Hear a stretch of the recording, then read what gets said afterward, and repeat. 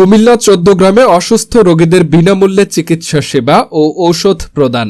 কুমিল্লার ১৪ গ্রামে স্মরণকালের ভয়াবহ বন্যার পর পানি নামতে শুরু করলেও চর্ম, ডায়রিয়া সহ পানিবাহিত নানা রোগ ছড়িয়ে পড়ছে। তাতে নতুন করে ভোগান্তির মধ্যে পড়ছে বন্যা কবলিত এলাকার মানুষ।